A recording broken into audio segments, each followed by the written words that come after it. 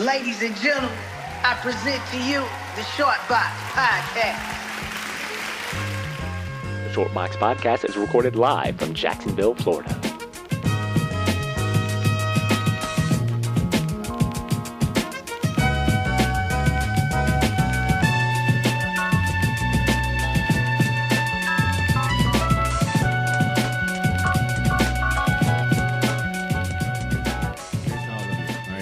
Good episode. Salud. Let's make them proud. Yo, Short Box Nation. No, I'm sorry, that tastes like shit. I'm sorry. I can't do it. You almost wait, no, hold on. Let me try it again. Not enough elongated. Hold on. Yo, Hold on. All right, let me try it again. Yeah. Oh, there it is. Oh, Short Box Nation. Yep, nope, still fucking feels horrible. That was good. Oh. Little master show. Go ahead. Go ahead. Yo, Short Box Nation. Welcome back. You went too far back. Yeah, a little too back, you know. Yeah. But I mean, I love the attempt. Really good. Thank you. Actually, you got it next week. Right? No, we're good. Yeah, I'm just serious. Yo, Short Box Nation. This is episode 334. New friends and first-time listeners, welcome to your new favorite comic podcast. You're now tuned to the Short Box Podcast. My name is Badr, and today my crew and I will be adding another installment to our long-running Artist Spotlight series. This will be actually our 15th Artist Spotlight at that. And we'll be dedicating this first half of the show to introducing you to the man who helped define how science fiction looks. We'll be exploring and discussing the life, career, and meteoric impact of the late, great French artist, cartoonist, and writer Jean-Henri Gaston Giraud, or, as Cesar has described him, the man, the myth, the motherfucking Moebius. So it would be no surprise that I'm joined by the full might of the Short Box crew this week. Everyone's favorite art-making robot is among us today, the Edbot 5000. Yo. That's Mr. Edmund Danzart for you new listeners. And your favorite comic creator's favorite drinking buddy has returned this week. Let's welcome back Miss Ashley Laneyhoy. Hello. And leading today's monumental episode is the new captain of the USS Short Box. It's Mr. Cesar Cordero. Look at me, sure. I'm the captain now. Yeah, you love it.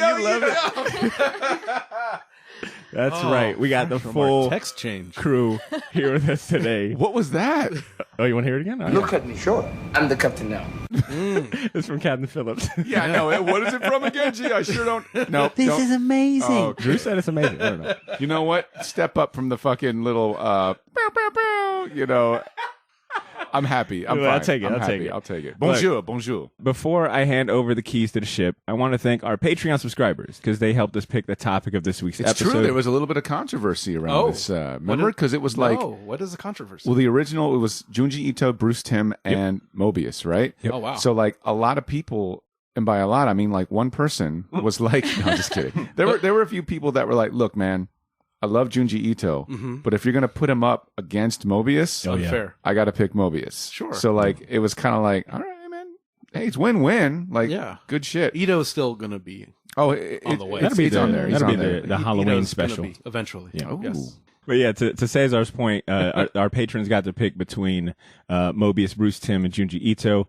Moebius ended up winning the poll up to 50% of the votes from our patrons. Oh, wow. So I was going to say, new listeners, if you're interested in having a direct say in our future episodes and topics, consider joining our Patreon community to enjoy perks like episode voting and bonus content, as well as knowing your money is helping us make the show better. Check out the Patreon link in the show notes for more information.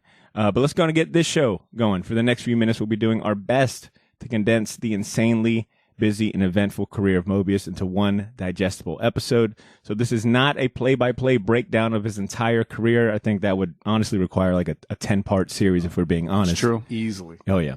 But we've selected a handful of key moments and important career-defining bodies of work to specifically discuss today. I'm going to go ahead and shut up now and let the captain of this week's episode steer the rest of the way. Look at me, sure.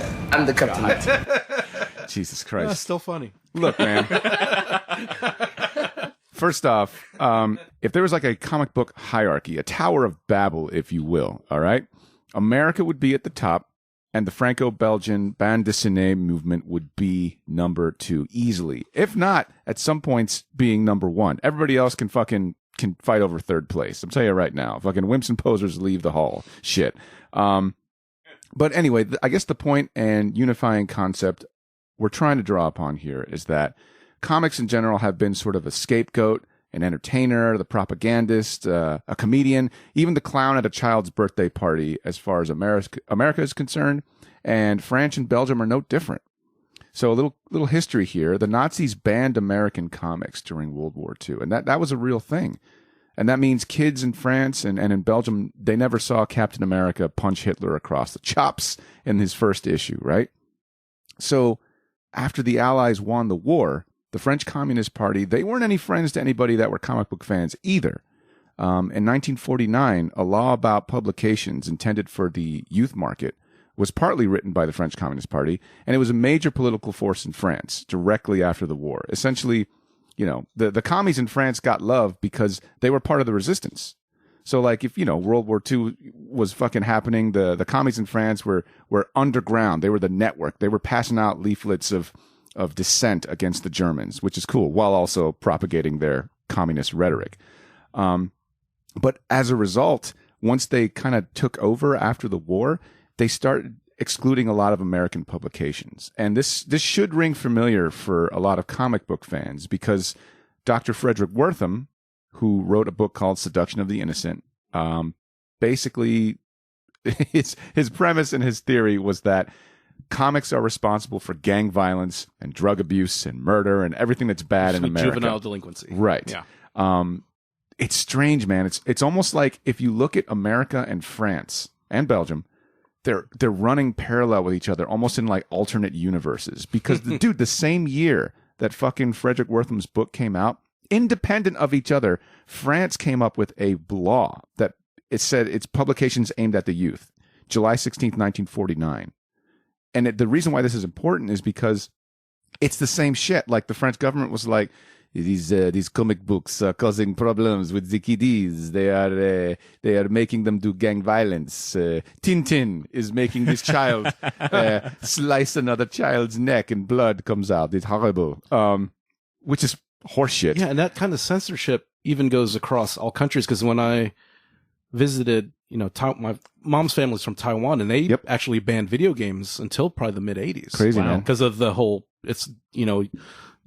leading to juvenile delinquency, and kids are not doing anything. And, Sure. Ed definitely pointed at me when he said juvenile delinquency. Did you notice that? Yeah. He was like, it led to these guys. It's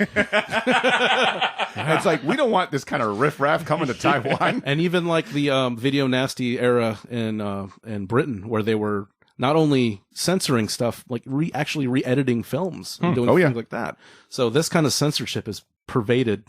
It's not. It's within recent history. It's not like something that happened when your grandpa was alive. Sure, And even as of now. The crazy thing is that in France and in America, the same thing was happening to comic books at the same time, which is independent of each other, which is nuts. And it's interesting that the real reason behind this law, as far as France was concerned, is because their native comic book magazines weren't getting any love, particularly the Catholic ones, which is interesting to think about. So they were basically like, no American comics, because, no competition, because they're bad, right? Yeah. But really no competition, the bottom line, right? Yep.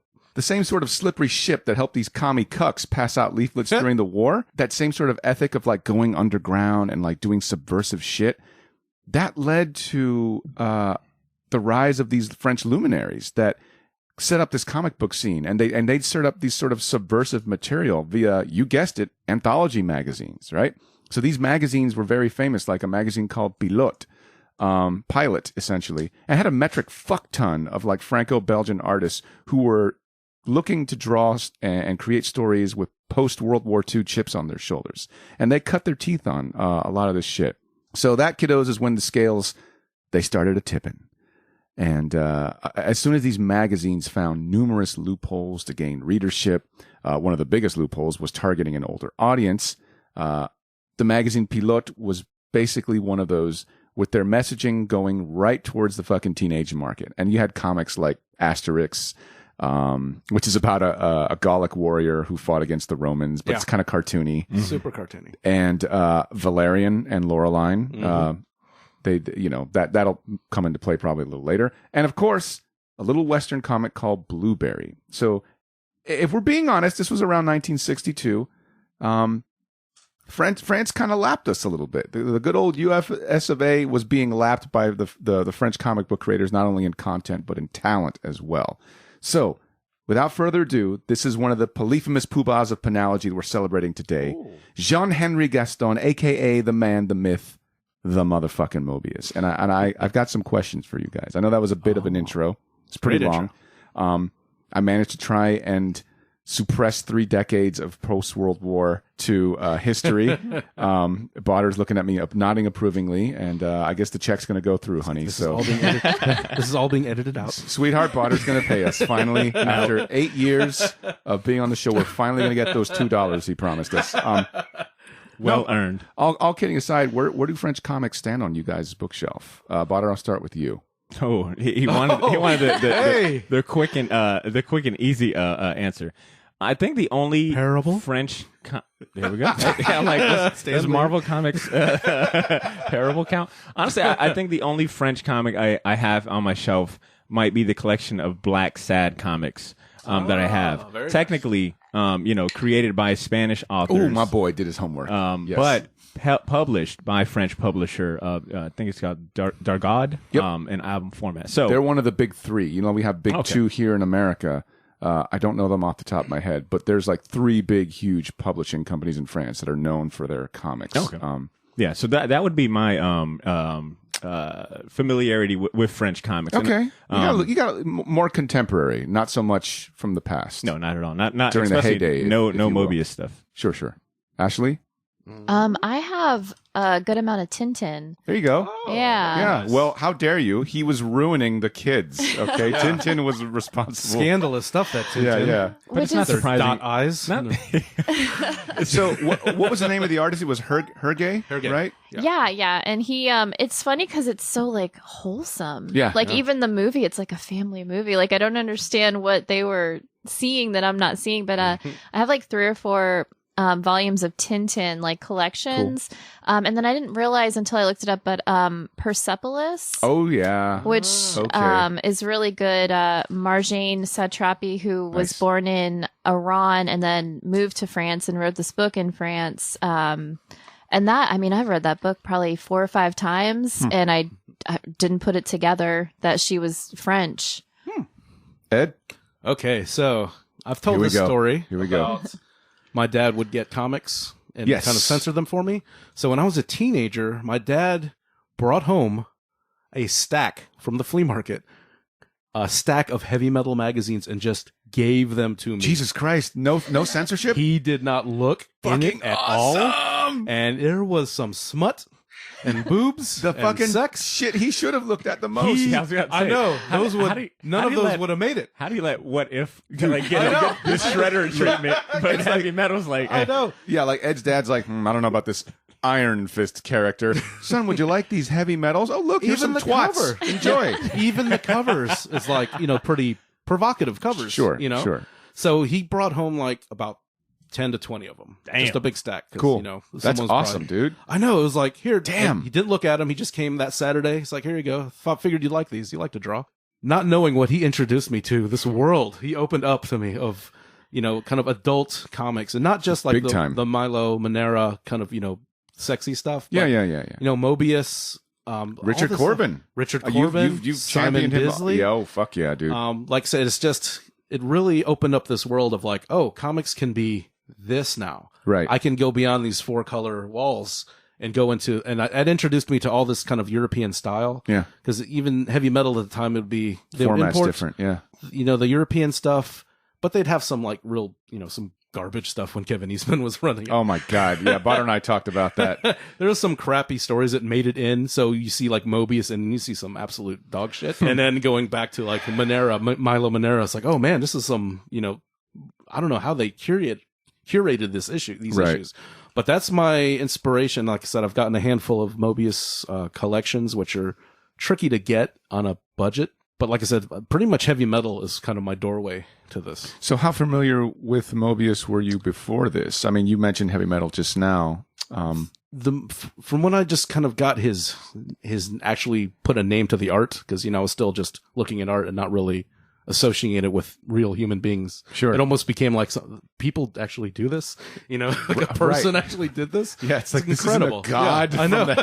from the outer space. I'm not sure exactly my first real realization, because I think the first thing I did read was The Long Tomorrow. Wow, damn, dude. Because it was in one of the collections. Holy shit. Like the heavy metals, I think there was a couple that were kind of like a greatest hits when they, where they would just put some popular stories randomly. So I believe it's in that stack. And I didn't know at the time. I was like, oh, this is really cool. Because it's short. It's only 20 pages. It's true. Little did I realize it created a whole genre of fiction, science fiction. Dude, Dan O'Bannon fucking wrote that shit. So, and like I said, it created 20 pages, created the cyberpunk genre. Yep. It's incredible. That stack of heavy metals, between getting that and between getting some of course getting, the Japanese stuff and getting, 2000 AD stuff. It's like really, wow. It's like, this really opened up what I thought comics could be, expanded what, this medium can provide for everyone. Everyone was talking about how intimidating this man's life was. Pre trying to do this, me included. Like I was like, fuck. How do I pay this man respect? Like, was he on your radar before we all started doing this sort of homework? I mean, not so. I went into this thinking this would be like a regular artist spotlight, sure. And it was not at all. So I have that hardcover edition of the In Call. Oh wow! Yeah. Damn. Okay, respect. Yeah. So I had that, and it was just like this hardcover copy that was at the comic shop, and obviously nobody was giving it the respect that it deserved because it sat there when I worked there, and then I was looking through it one day, and I was like, this is amazing. They actually released it. I want to say a couple of years ago as a free comic book day, like a first part of it. Oh, did wow. they? Yeah. Yeah. Yeah, it's like some poor kids could have picked that up. I know. It's like, oh man, this is crazy. It's absolutely amazing. I don't know how a human being would have time to put this together in their lifetime. Just the amount of detail and line work it's like Bernie Wrightson, where you're like, how do you have this body of work? Talk to me, Ashley. Talk to me. I'm always finding new stuff I've never seen. But researching this and looking into this, this is amazing. Yeah. This is so much bigger than I ever thought it was going to be. Hell yeah. I think around the same time that I was first being introduced or found the work of Charles Vess is when I ventured out. Look at this guy. I know. To, a little classy. Okay. A little classy. Okay. I like my Budweisers, but I also like my, comic books. This guy's like, I enjoy Web of Spider-Man. But yeah, when I first Spirits of the Earth. So when I first found out about Charles Vess, I think it initiated me trying to looking for more Marvel artwork done outside of the U.S. And I think that's when I came across Moebius's Marvel portraits and pinups. I don't remember if I found it in a book or not, or just maybe early days of internet searching. But to forever add another piece of credit to Amber's long running credit list, there you go. I remember her showing me a copy of In Cal. This was at a time where I felt like Amber's recommendations were 10 out of 10. And that was probably the only other conscious exposure I had to that, was seeing that cover and thinking that is awesome. It's the same dude that does these Marvel portraits. Let's expound upon that. Speaking of Marvel, is it easy to see how the track of comic books, in America around the 60s, pretty much, I'd say 50s on, pretty much almost mirrors what was going on as far as the Franco-Belgian movement? Could you, in your mind, draw a parallel? Would you look at what was going on in France and look at what was going on in America and be like, damn, this is like a what if? 100%. Not only was there a lot of parallels happening, not only just around the same time, I think France probably had us beat by a couple of years, but it's interesting to see where the divergence kind of happens, right? So Marvel decides to play within the rules, thus creating Fantastic Four, Spider, that golden age of Marvel Comics. Yeah. But then you had the French, who were at the time, I guess, decided, well, we won't play by the rules per se. We'll just kind of change the target audience versus, Marvel, which was like, well, let's just lean in on the, making comic books for kids. And then that kind of expanded to college. They had a boot heel on their throat for so long. It's almost like, fuck the rules, right? Exactly. So, looking at Marvel, I don't think that they were appreciated by older audiences until much later. Sure. But French comics, it was that was always, it seemed to be always the target demographic, that much more mature group. But I also say like the parallels between comparing Moebius to Jack Kirby, also another kind of what if scenario where it's like, what if Jack Kirby, Steve Ditko, Joe Simon decided to start their own studio instead of going to Marvel, working for pennies, and taking control of their own artistic destinies. I think that's really what's captivating with Moebius, is that he always seemed to have control of his of his career. What do you guys think of the line art? Like, he's an acquired taste for sure. I'm not just going to assume everybody likes Moebius. It's cool if you don't. Well, he's definitely different. Yeah, because I got this Art of Edina book, which shows like thumbnails and sketches and process stuff, which I love.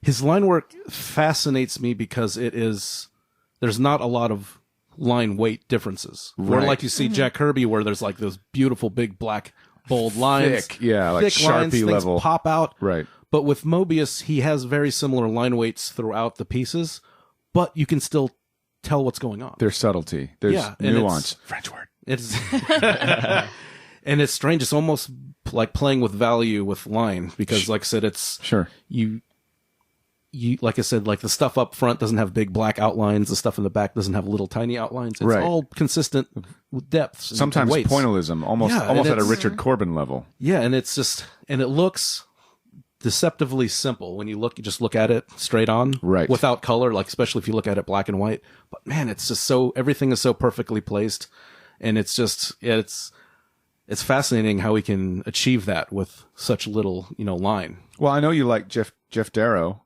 Yeah. Do you like Jeff Darrow too? Jeff Darrow started definitely. his career with me. I didn't know that they were such tight homeboys. Well, like that. he started his career in like the early '80s. Yep. He basically they shared an art portfolio. That's what I found. He went to France. Fire. He moved to France to work with them, but Moebius bounced to Tahiti. That's awesome. So he's like, "Oh, I'm in France now." But he worked with and Moebius actually inked and colored his work. What an honor, dude. Yeah, what a fucking honor. Like, is this even mine anymore? Just put your name on it. Right. It's like a stick figure, and then here you go. It's hard to explain Moebius to somebody who's never seen his stuff. We're like, if you've seen, I'm going to use Kirby as a comparison. Like, Kirby takes, his influences are strange in the sense that it's like, you got this tough ass guy from New York who says, you know what's cool, guys?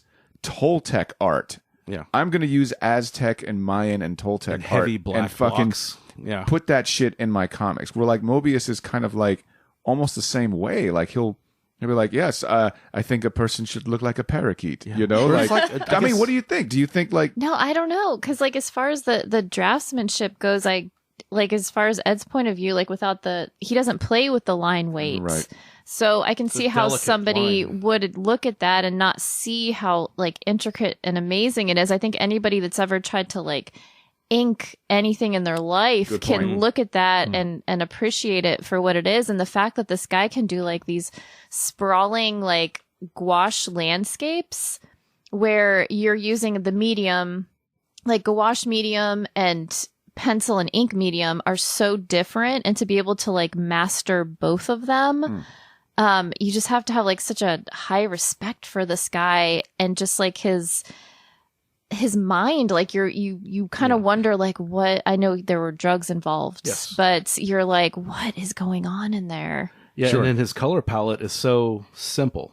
Yeah. It's like just broad, slightly different shades of color, but it shows so much depth, which, it's when with that line weight and that just kind of almost lack of color, everything just looks so beautiful. B, I've known you for a long time, and you're the guy that does the fucking homework. How does it hit you? I got the same vibe as the first time I really looked at like Jack Kirby and understood why he's so prolific.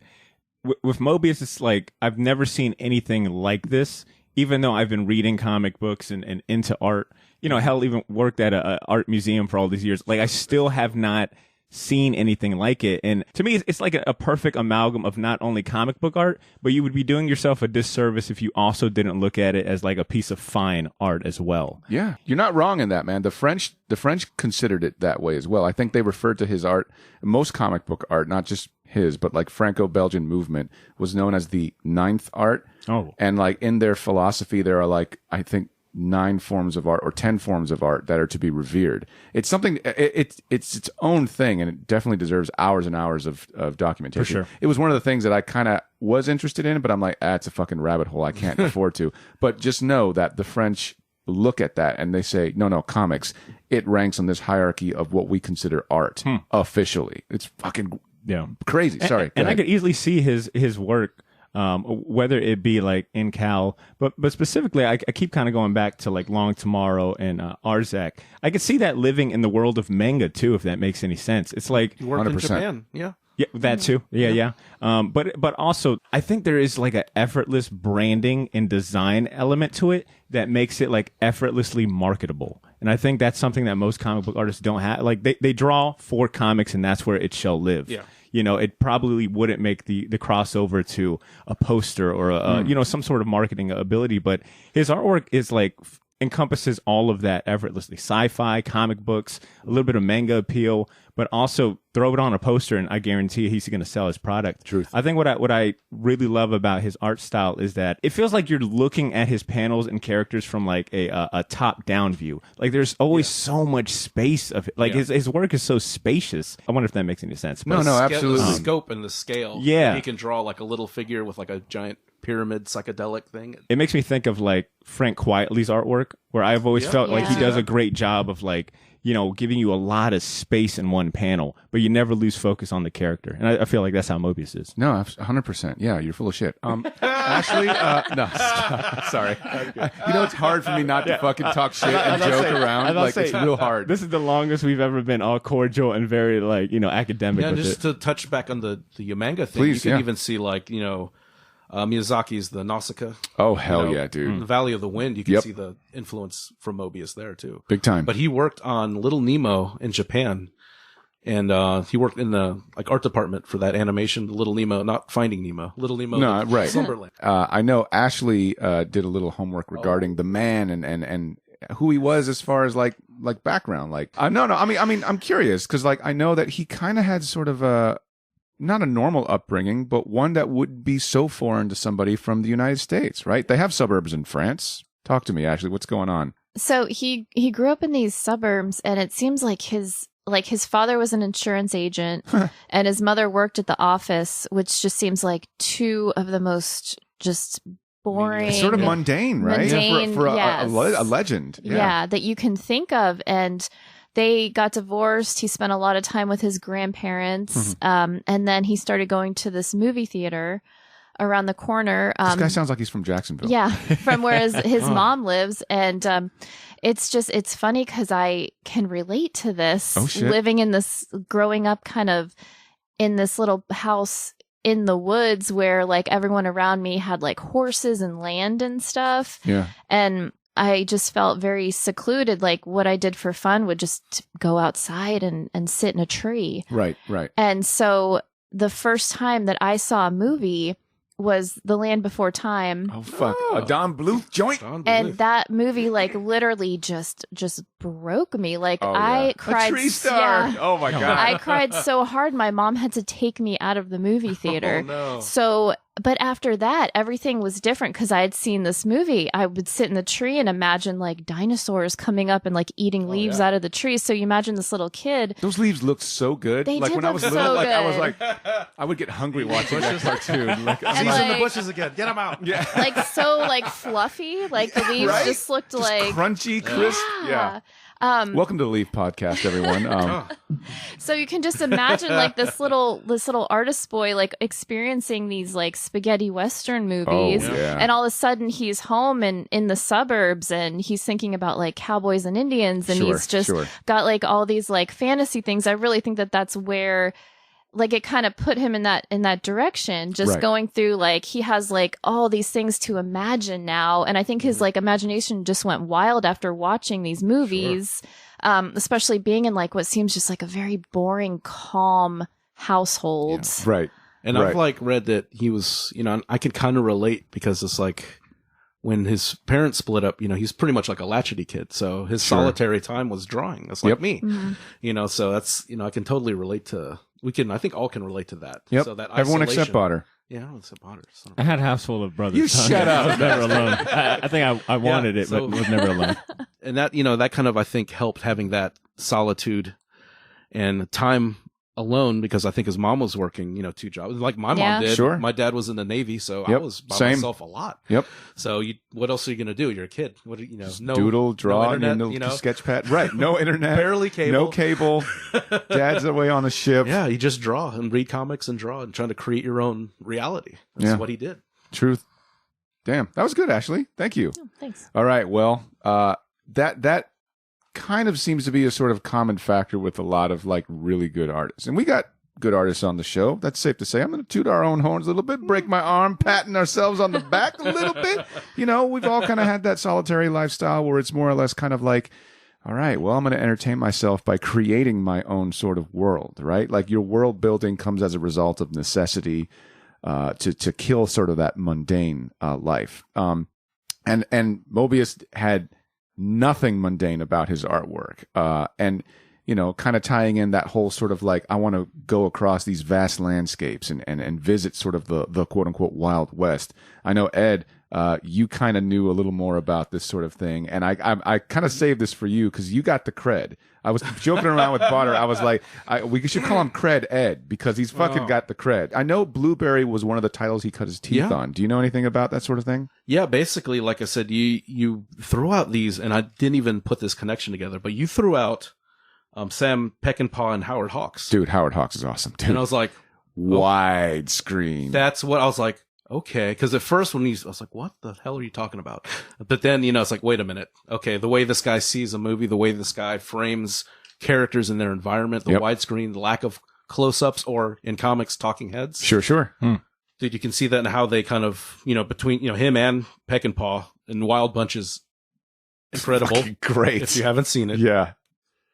Got to see. That's a must-see Western. Yeah. So these two guys are visionaries. And even though they've done multiple genres, they're known for that, kind of redefining what Westerns were. You're wearing a They Live shirt. Yep. John Carpenter famously only shoots pan and scan because he's such a big fan of Howard Hawks. Yeah. So. And like I said, and his mother remarried, and this was when he was probably going to art school. So I'm not sure how the school works during that time, age. Yeah. But he was going to art school.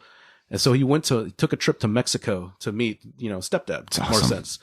And he was going to go there for basically on the break between school. Ended up staying there 9 months. That's awesome. So being in that Mexico desert landscape, that just nonstop rolling flat hills, the mountains, you can see that in his work. A little nerdy French boy in fucking Mexico, dude. I can imagine. He's like, I missed my. Do you want some elote? He's like, I blew my third year of art school, but he sold his first story at 15, so he didn't fucking need art school. That's great. So and that influence of Mexico is definitely apparent in like his color choices too, like the color palette for like Long Tomorrow. In France. Have you guys been to Mexico? Desert.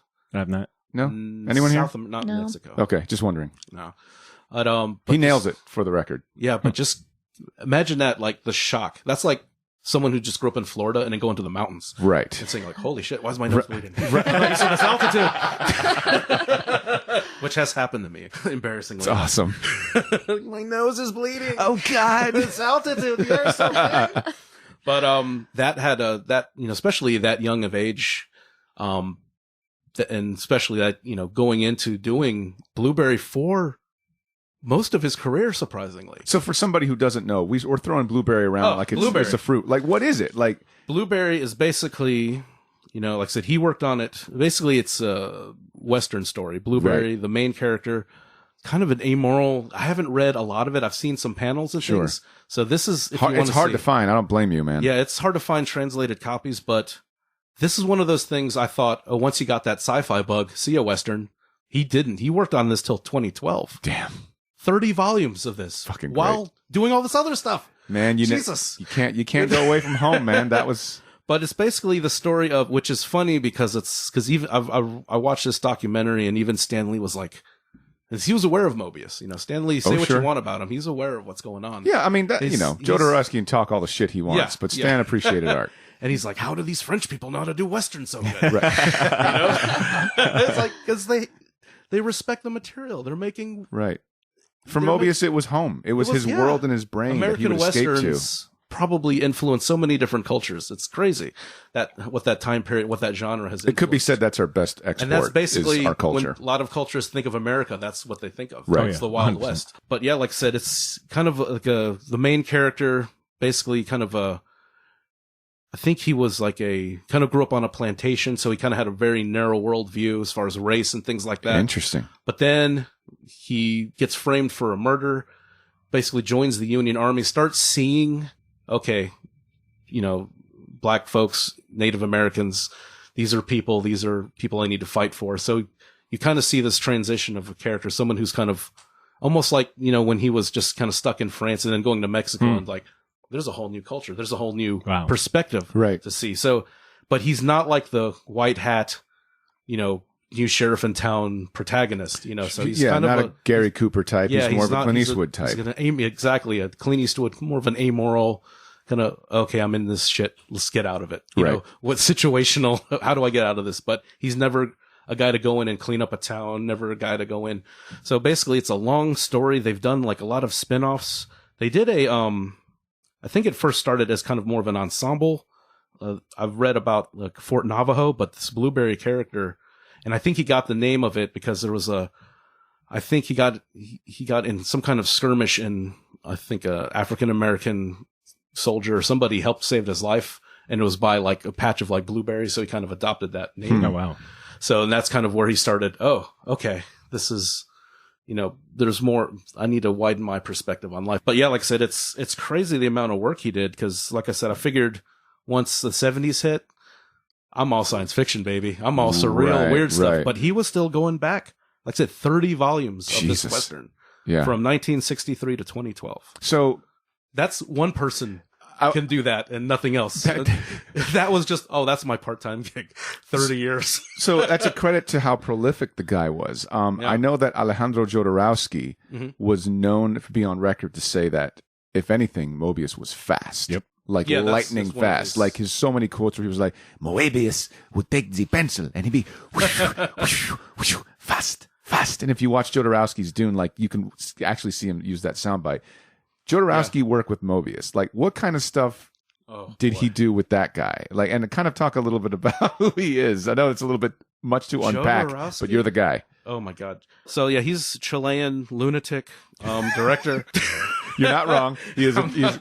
But he's done a lot of writing for heavy metal. I've got a bunch of heavy metals where he's the writer of a lot of stories. So he's had a fascinating career, but this Dune, I guess we're talking about Dune. Yeah, well, I try to keep it kind of contemporary regarding the fact that we are having a Dune movie come out this year. Yeah, and I feel like Moebius would be a good tie, considering we almost had a Dune movie made in like 1969 before Star Wars, and Moebius was kind of attached to that. So they wanted to do a Dune movie, and this, like I said, pre-Star Wars, science fiction was still not mainstream, popular, money-making thing. Yep.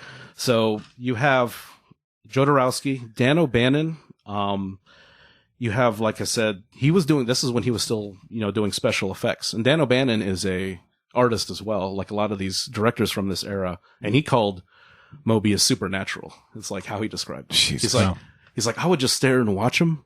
And I think he got sick of me, so he told me to go write up a story. And that's kind of how he downplays The Long Tomorrow. He's like, just get away from me, dude. I'll write a story. If you write a story, I'll draw it. That's just funny. Get out of here. But Moebius would say he loved that story so much he wanted to do the art for it. Wow. Because there is a Dan O'Bannon, I guess, comic more or less of that story somewhere. For sure. Somewhere. Who knows where it's at. But this movie, like I said, due to financial reasons, due to probably Jodorowsky's lunacy, but this is where he met Dan O'Bannon and Geiger.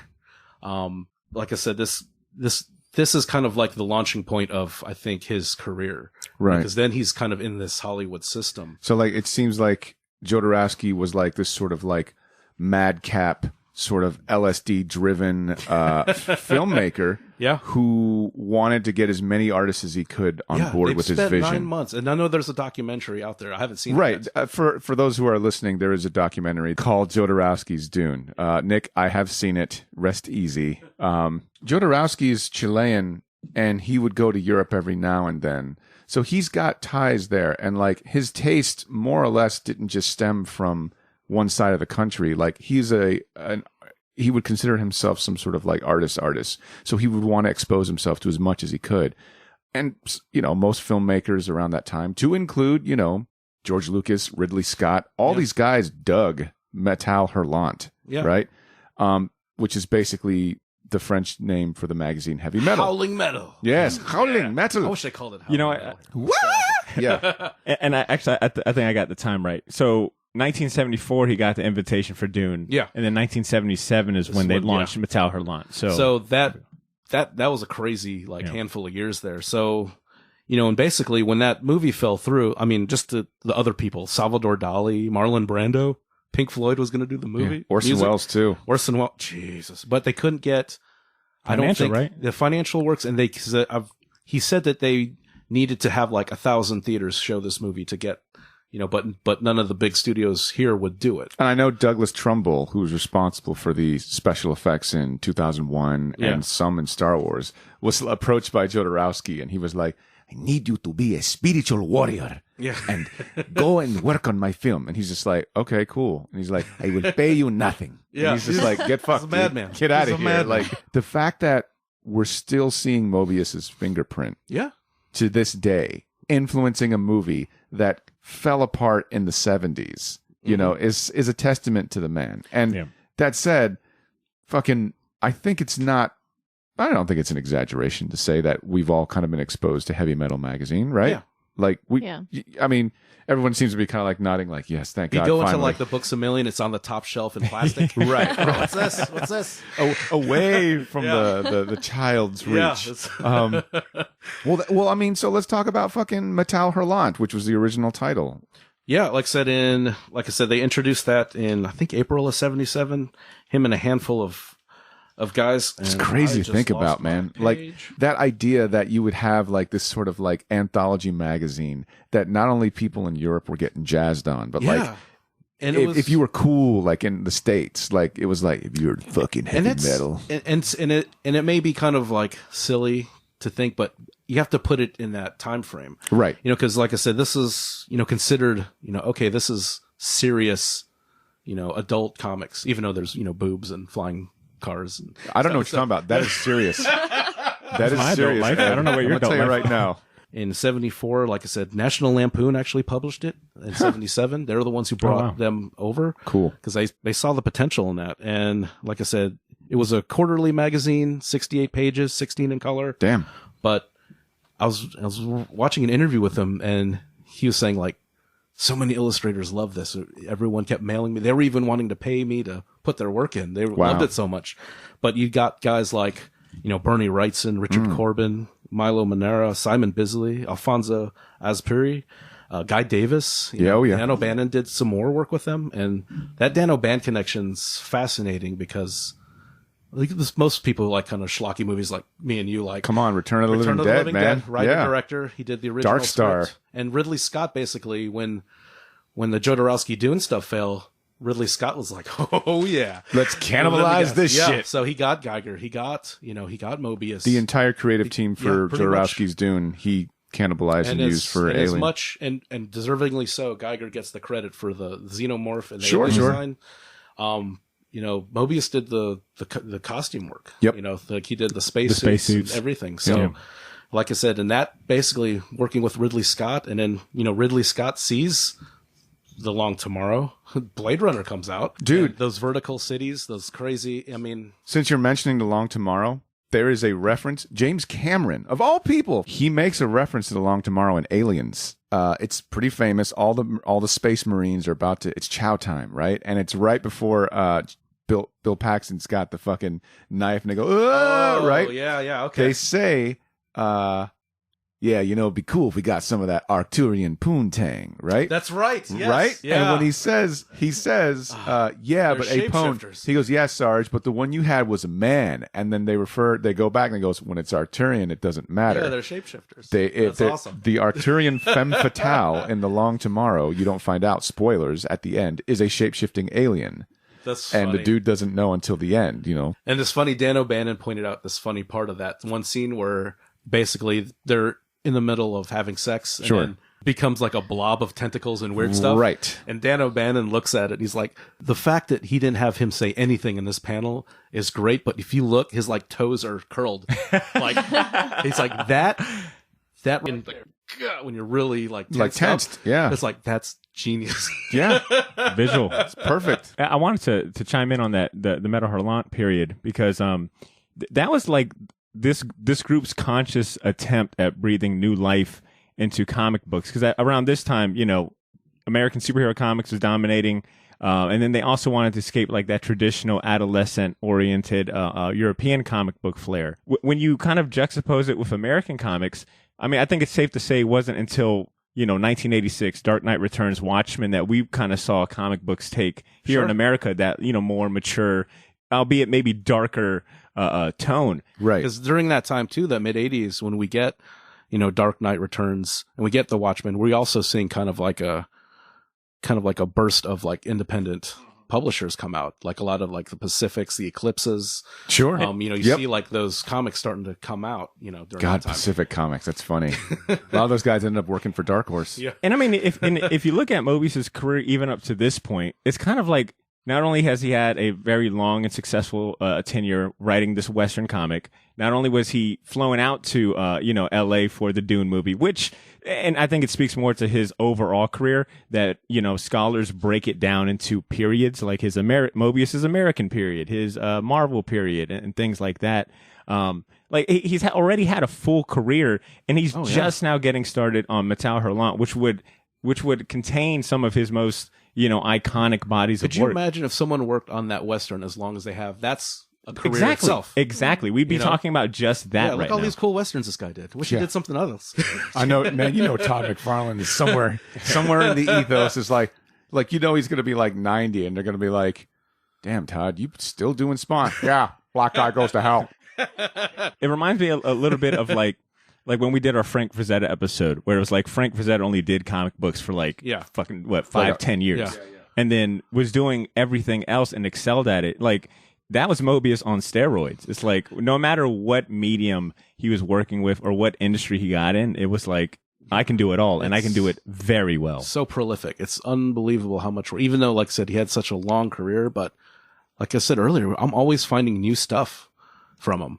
You know, every time, you know, I like just doing some random searches, I'll see a new, I didn't know he drew Spider-Man. I didn't know he drew Wolverine.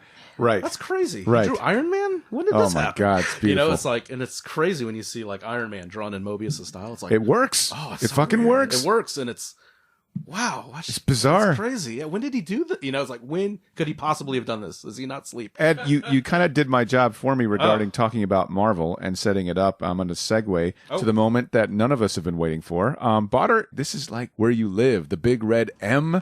And this time, it doesn't just stand for Marvel, it stands for fucking Moebius. So let's see where we're at, man. Let's see if you did your homework. This is amazing. Oh, my God. All right. So among his time in America, which would be considered his American period. I think that is kind of like a running thing you'll see with Moebius is that no matter where he went, whether it was in Mexico, Tahiti of all places, or back to France, I mean, the man was you know making a name for himself no matter where he went or what he did. Among that was his time anytime he had a movie deal, he'd fly back to Los Angeles. But I think he made Los Angeles his home for a little bit in the mid 80s. He had established, check this out, his third publishing company. Not one or twice. He was already successful those other two times, but moving to Los Angeles in 85, he started his Star Watcher Graphics publishing house. I love it. But the two editor-in-chiefs that he ended up hiring to run the company, I guess they were friends with like Jim Shooter. They had a working relationship with Jim Shooter, who was the editor-in-chief at Marvel at the time. And it was these two friends and editor-in-chiefs of Moebius's that convinced Jim Shooter, hey, you guys should consider publishing some of Moebius's artwork. I'm sorry, some of his work from Metal Hurlant and his other French comic books through your imprint. And that gave Jim Shooter the idea. Well, okay, we'll go ahead and start an imprint called Epic, which I think is credited as like one of the first American publishers to it was one of the first American comic publishers to release material originally produced in other countries. So not only were they reprinting a lot of classic Moebius stories, like I think Arzak was one of them, Long Tomorrow. There's like a handful of epic graphic novels that reprinted Moebius stories. But famously among those two was Katsuhiro's Otomo's Akira. Yeah. So, I mean, great company, right? If you're going to go outside of the United States for some of the best comic books of course, why not go to Moebius and also Thomas. Epic Illustrated was like in magazine format as well, right? Like they kind of copied that sort of French style. Nicer paper. Have you guys ever gotten a hold of any of those, like at a convention? I just got a handful of those on eBay last year. The Moebius ones go for a good bit, don't they? Yeah, I didn't get the Moebius. I could get the Moebius ones. But some of us don't have that money, and we don't have one. We only got one podcast, okay, Badr? Oh, that's so hot. Actually, I do have that list here. So some of his work that was reprinted through Marvel's Epic line include like Incal, Blueberry, Airtight Garage. And I think Arzak was one of those. But like I said, one of the first American comic publishers to even think outside the box in that way. I think one of the most famous stories that he actually ended up doing for Marvel was alongside Stan Lee, and that was that 2-part Silver Surfer story that was published in 1988. It actually ended up winning an Eisner for Best Limited Series the following year. And honestly, his stay in America and doing American comic books and whatnot earned him like a bunch of awards. He won like an Inkpot Award, an Eisner. He won like Stan Lee has gone on citing it as his favorite Silver Surfer story that he's ever written. The meeting kind of came out of like a quick little lunch. I think they were having Stan Lee and Moebius and his agent were having lunch at a book fair in California. Moebius' agent kind of threw the idea of like, hey, yo, Stan, you should work with Moebius. Yeah. And it turns out they were both fans of each other. They're kind of like coy about it, but the more they talked, it was like, oh, I'm a fan of yours, like you're a fan of mine. And there's a funny story that like, Moebius talks about that, and he's like, in France, we meet. It's like, let's work together. You figure, 6 months, we'll probably get together. Yeah. And he says, after that meeting, 2 days later, I got the story. Outline, yeah. which he's gone on saying that it's not the French way. Yeah, he said that his thoughts on the Marvel method. I think he was a fan of it because he said the same way that Stan wrote the outline is how he would have had the outline in his head. Yeah. Granted, he's more. I think Moebius always liked that control. I think for Parable, he didn't allow like another colorist to do his work. He was very adamant about doing his own colors and things like that. But yeah, he said the Silver Surfer Parables is possibly one of the toughest assignments he's ever had. I think because of just letting go of that control and working from the Marvel method. But so you had Parable, but you also had a standalone collection of painted Marvel hero pictures that he did around the late 80s as well. And there was like 7 pieces to be exact. And they were all like posters, kind of pinups that was used as promotional material. But he drew a Punisher, Spider-Man, Thing, which I highly recommend his Thing artwork. It's so cool looking. Yeah, he captures like that humanity so well, right? Like he kind of brings you into their world. But he's also done like Iron Man. Elektra is a rather new one I've only recently seen, but that one is awesome. Daredevil and Wolverine. And fun fact, a lot of those Marvel portraits actually ended up becoming the subject of a recent skateboard brand's time capsule clothing drop. It was by Primitive Skateboard. They just did like a Marvel Moebius collection last year. So they had a lot of these images as well as from like Arzak and Long Tomorrow on hoodies, tees, jackets, skateboards, et cetera, et cetera. But while he was still here in America, he worked with DC as well, doing pinups for Superman, Batman. He also did a pinup for Lara Croft Tomb Raider, of all things. I don't know if you guys have seen it, but I've never seen that. It's definitely weird to see his artwork on a classic kind of video game thing. But she's not wearing a shirt. You're not hung up by your Puritan morality. And then if you could find a copy, he also did the covers for the last issue of Milestone Static Comics, so Static Shock. He did the cover for the last issue, and also I've seen that. And Hardware. We were definitely cool with black people before you were in America. Alexandre Dumas was a black guy. So I think that's cool that he one did of our best. That he did not only Marvel, DC, but it was like he really I think had no allegiance to any one company or style. It was like I'm here for it. I'm gonna make the best out of it. It's true. Well, so we've talked a lot about his movies. Can you talk maybe a little bit about some of his film projects? Other than what we mentioned before. Yeah. So Ed gave a good high-level overview of the Dune and Jodorowsky era. Of course, Dune ends up falling through, but that's where, like you had mentioned, Ridley Scott kind of came in, swooped in, managed to reassemble a large part of the original creative team that was working on that Dune movie. Ridley Scott has cited the Long Tomorrow as an influence. honestly, on the rest of his, on definitely his first 3 movies, not only Blade Runner, but also Legend as well. So you've kind of confided in me that Ridley Scott's like among one of your favorites. Have you sort of like wanted to go back after 100%. Doing this and be like, okay, I'm going to see if Ridley kind of like, if I can spot the influence regarding all these movies, lighting, character design. I mean, I've seen Blade Runner plenty of times, but I want to rewatch Alien. I want to see Legend. I want to see like where, how he's incorporated, Moebius's artwork in there as well. But outside of just the Ridley Scott influence, which by the way, Ridley Scott tried to get him to work on Blade Runner and Legend. And this is the interesting thing. It's like Moebius just had choices. He just couldn't do it because of another project. Like imagine now a comic artist saying like no to Ridley Scott. You had Tron as well. That was the one that slipped by me that I didn't know. Yeah, I didn't know that either. Yeah, he was. He did some concept and storyboarding for Tron. He got that shit on his shoe. The director Steven Lisberger specifically requested Moebius or Giraud after he discovered his work in heavy metal magazines. But Star Wars. So the thing with Star Wars, Moebius didn't directly contribute to Star Wars, at least a New Hope, but his fingerprints, like Ed said, are all over it. The inspiration is definitely there. He did collaborate with Lucas on Empire Strikes Back, and that's where they recycled that robot, the probe droid, sure, as well was an Empire Strikes Back. There was like a lightsaber type weapon in the long. Oh, okay, tomorrow, that's right. Yeah, no, you're right. So, which I think once again comes down to the fingerprints and inspiration. But Moebius's other film work also included animated. A sci-fi animated movie called Time Masters. Yep. He worked based on the novel by Stefan Wohl, which he actually won like a Best Children's Film award at that year as well. I think Corey Torgerson out there is screaming his ass off, and he would murder me. He would fillet me if I didn't mention the fact that Dragon's Heaven is an anime that's very, very, very, very, like, it's the Moebius anime that never existed. And if you look at, just type in Dragon's Heaven anime, it's 100% a Moebius like cartoon mixed with, Japanese aesthetic. It's bonkers. It's fucking crazy. And it's hard to find. You could watch it on YouTube in its entirety, but good luck trying to find the art books. 320 DPI. I'm telling you, man. Yeah, exactly. Yeah, it's like fart DPI. Like you click the DPI and it goes one of those. But he's also done visual development for Space Jam.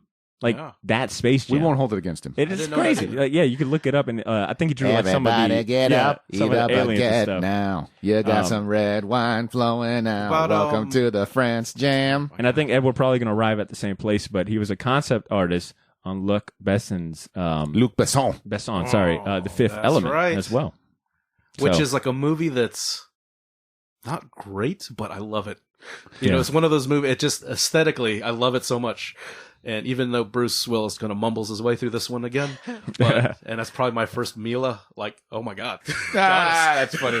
And last and not least, but sprinkled in between a lot of those actual storyboard and concept gigs was he spent a lot of time being commissioned for poster art for predominantly European movies as well. So there's a bunch of movie posters that he's done as well for smaller films. I think the last kind of film or movie thing he did was in 2012, the same year that he passed away. It was on an animated sci-fi movie called Strange Frame.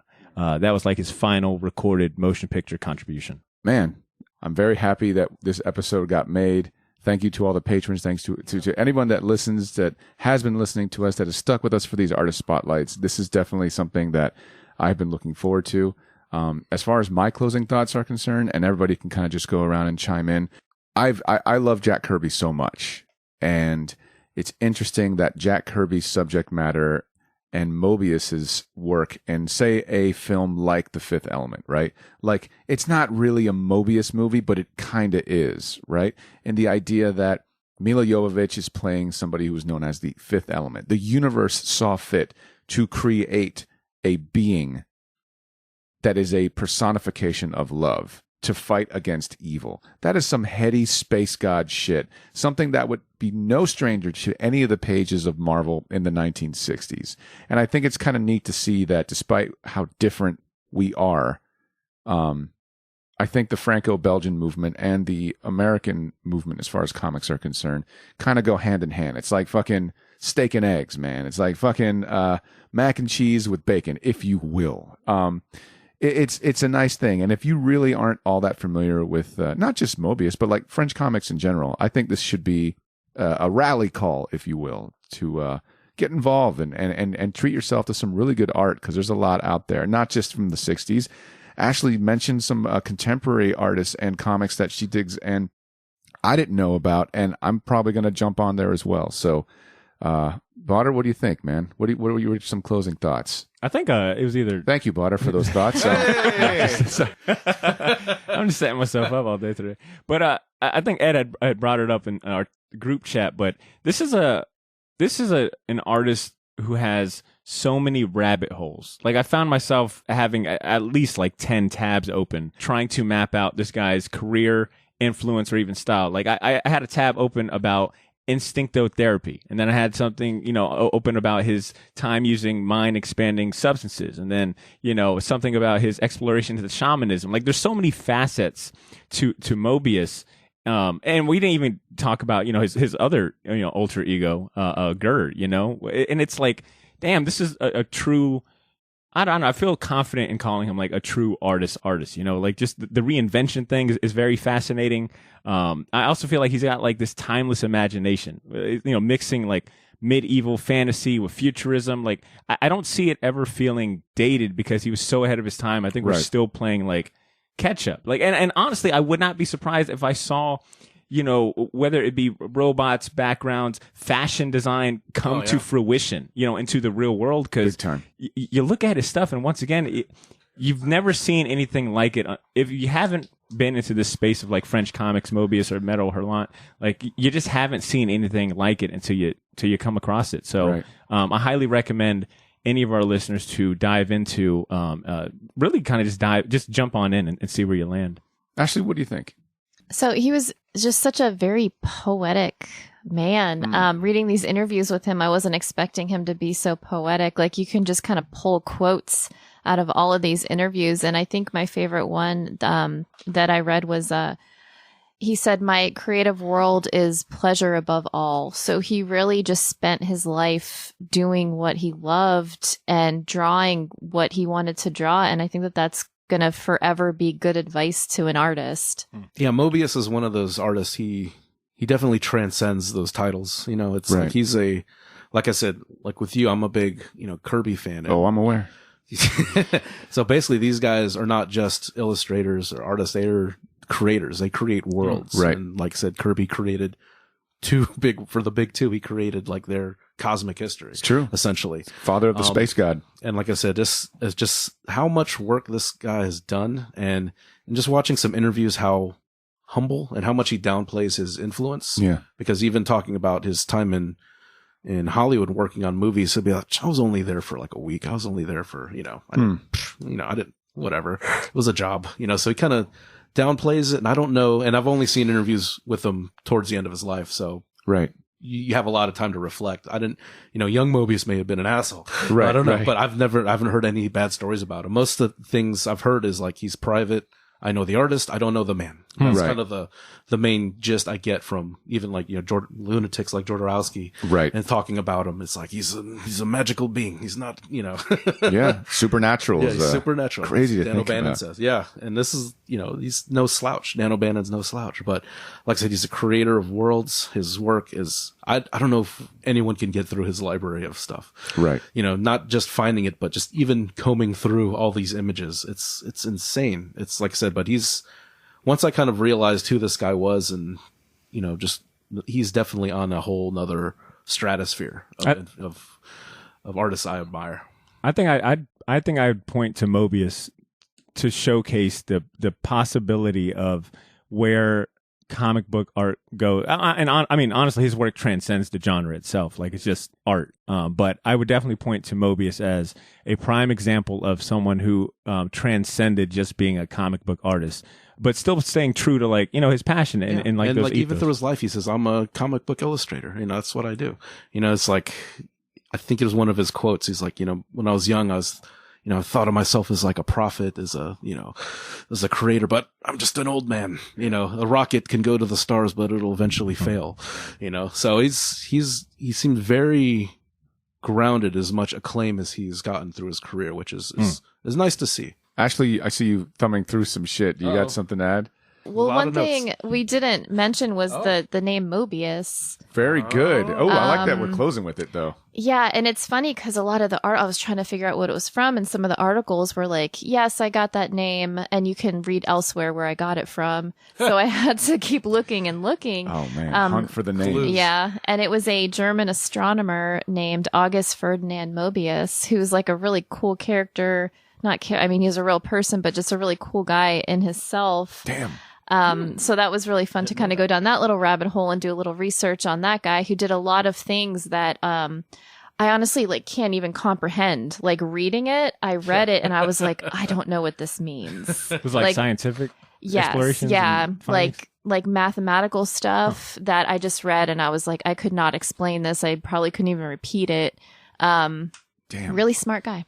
That's so cool. And again, ties right back to the space god shit, right? Like fucking transcendent. Yeah. You were telling me that and all in my mind, I just hear, you see me now, a veteran of 1,000 psychic wars. Fucking Blue Oyster Cult jamming out. It makes so much sense. Thank you. That's awesome. I'm sure everybody was like, yeah, why the fuck do we call him Moebius? You have to stick around for the ending, kids. You have to stick around. So you've done a fantastic job steering the ship and the conversation. And now you're going to hijack it again. Look at me. Sure. I'm the captain now. Well, I wanted you to go and close us out for this first half before we go on music break. And I wanted to know from you, what is like your top 3 favorite Moebius bodies of work? Because I'm looking for recommendations for listeners. I know we're saying like his career is very encompassing, long going. What are some recommendations that we'd give people to kind of get a taste of Moebius? It's kind of daunting and intimidating, but I will say Incal for sure. Yeah. It's so colorful and so trippy and so long, and there's so many different things, and Moebius gets to kind of play with genre a lot in there. You get everything. I would definitely say Arzak, and I'm gonna do a little caveat there.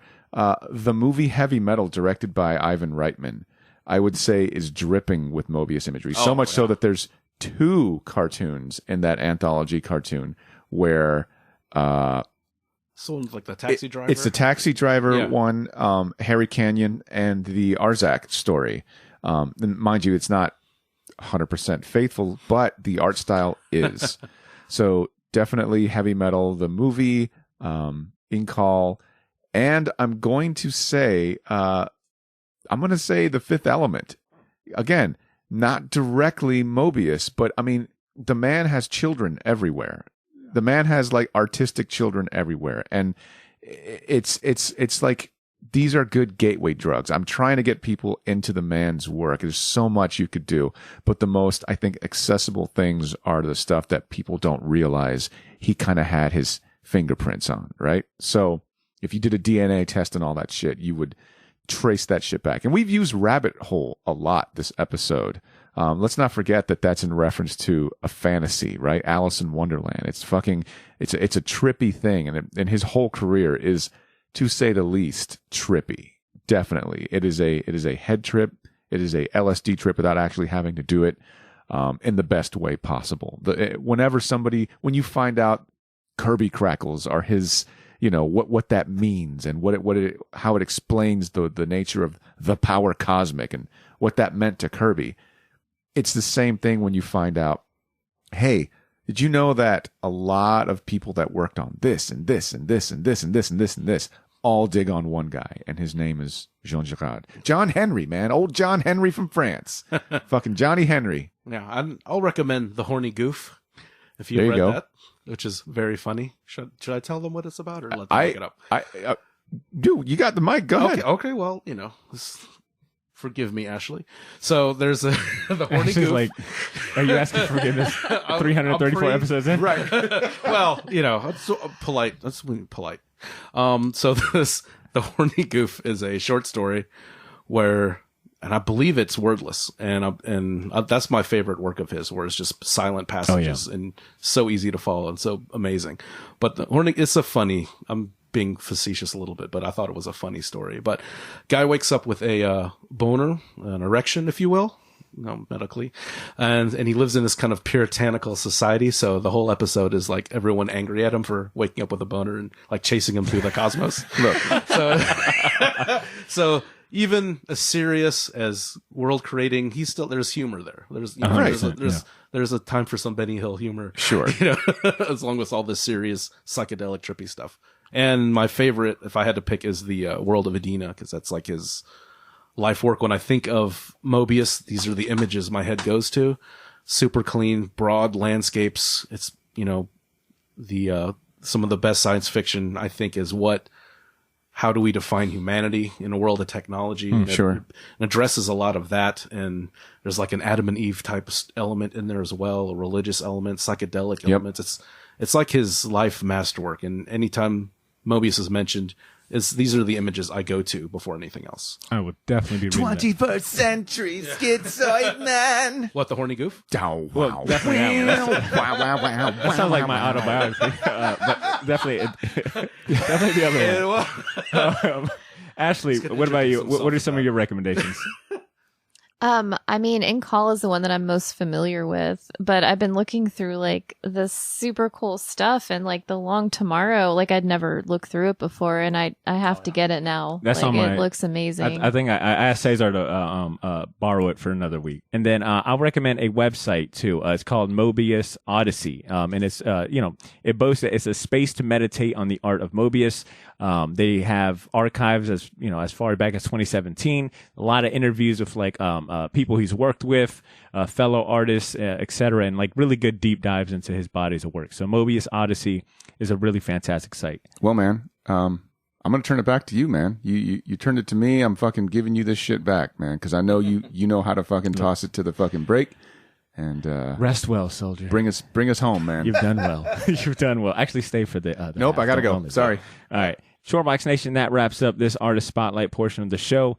Let us know what your favorite body of work from Moebius is, or tell us about his impact on your comic journey or fandom. If you write us a short email and send it to our inbox at theshortboxjacks@gmail.com, we'll read it on next week's episode. In the meantime, we're going to go on a quick music break. We'll be back for our last recurring segments, Fistful of Comics and Champion Season. I've got another song from this new batch of beats from Mecca the Marvelous. This one is called Heaven's Gate. We'll go ahead and play the music, and then we'll be right back.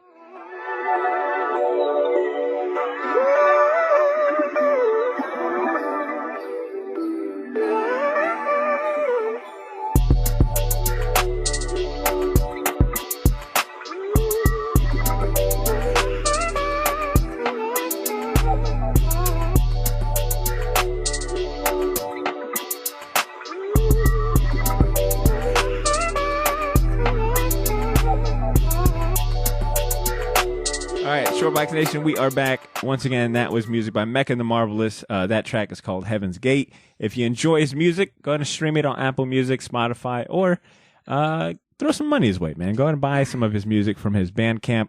I've got a link to that in the show notes. So normally we would have ended the first half of the show with our Fistful of Comics segment. I think it's safe to say we all probably spent the whole week reading up on Moebius. So what we're going to do this week is a special kind of condensed Fistful of Comics. Instead of going through our picks, I'm just going to go ahead and share Ben's top 3 new comic picks for next month, starting with Deathstroke Incorporated #1. It looks like it's going to be a new ongoing series from DC Comics. It's going to come out September 28th. It's written by Joshua Williamson and art by Howard Porter, which is always nice to see Howard Porter doing interior and covers. Number 2 pick is Primordial #1. It's a new 6-issue limited series from Image Comics written by Ashley's best friend, Jeff Lemire. And favorite artist. Yeah, and art by Andrea Sorrentino, which, I mean... Yeah, I can get behind that. Yeah, exactly. Yeah. But it's about 2 monkeys named Abel and Baker who were sent into space by the U.S. as a response to the USSR launching a dog into orbit. Everyone thought the monkeys died in orbit, but unbeknownst to them, they were taken, and now they're coming home. You can find out how that story unfolds when issue 1 comes out September 15th. And last but not least, Ben recommends checking out Amazing Spider-Man number 74 or number 875 for you legacy collectors. It comes out September 22nd, and it is the climax and conclusion to Nick Spencer's 3-year tenure on everyone's favorite web slinger. Artist Patrick Gleason will be joining him to close out Nick Spencer's Spider-Man landmark run. So once again, if you're looking for any new comic books Our pals over at Gotham City Limit recommend Deathstroke Incorporated #1, Primordial #1, and Amazing Spider-Man #74. Those are this week's top 3 comic picks for next month, brought to you by Gotham City Limit. Big shout-outs to Ben and the crew over there. How many books is Jeff Lemire writing? Yo, I feel like every He week, just came out I feel one like with every this last week I'm week. saying it, yeah. Did anyone do anything for Free Comic Book Day? That was yesterday. It was raining and monsooning here in Jack, so I Now doubt it's staying probably not. dry. I've worked so many of them. I'm just like, I'm all right. I think of it and I just automatically get stressed. Yeah, I get like some weird PTSD. Yeah. Which one of you said that? Was it you actually that said you picked up like a NCAL as a Free Comic Book Day, or one of you guys? Ed was saying mentioned they that? did Ed mentioned that. It was a few years ago. I feel like that got me to thinking how I feel like publishers should be using Free Comic Book Day to reprint some of their classics. Maybe not the whole thing, yeah, but I think at least like a chapter or two. get them you to know? get the trade or the book. Yeah, Exactly, Basically advertise for a already existing collection to sell. Because I'd be curious how many, because like at least the big two use Free Comic Book Day usually to launch, as the launch point for some new crossover or big series or whatnot. I'm always curious, what is the how many like new subscribers actually go through with that? Like how many of them are actually hooked by the Free Comic Book Day issue? Because it's weird. Because we both worked in stores, so there were people that only came to the shop for Free Comic Book Day. They'd get their free comics and leave. It's like, so it never really say that it's like, oh, we'll support you. It's like you didn't buy shit. Coming here getting free stuff doesn't mean it's like, oh, it's just a weird pet peeve of mine. It's just like it was even with all the sales and stuff going on. There are people that will just like, go and get free comics and not come. You'll never see them again. Yeah. Not that I've ever doubted the power of free, because the power of free works on me all the time. Oh yeah. But seeing it in full effect yesterday, I stopped by Gotham City Limit. I was set up for a little. I had some like short box merch and things there, and it was like nonstop people inside the building from like 10:30 till like when I left in the afternoon. Yeah, it's Black Friday for comic shops, essentially. Actually, I know how much work goes into Free Comic Book Day, because I've been fortunate enough to like work at a few shops during Free Comic Book Day, and it's always hectic, like the day before planning wise, and even like the day of. But what's like a positive memory you have of Free Comic Book Day? Positive memory. It's been like that. God. I mean, if you don't got none, then you ain't got none. No, it's like Black Friday. Like you show up and there's like a line out the door, and then the second you get there, like I would always work the register, and honestly, I would stand there for like 10 hours straight and just ring people up, because we would always do dollar back issues.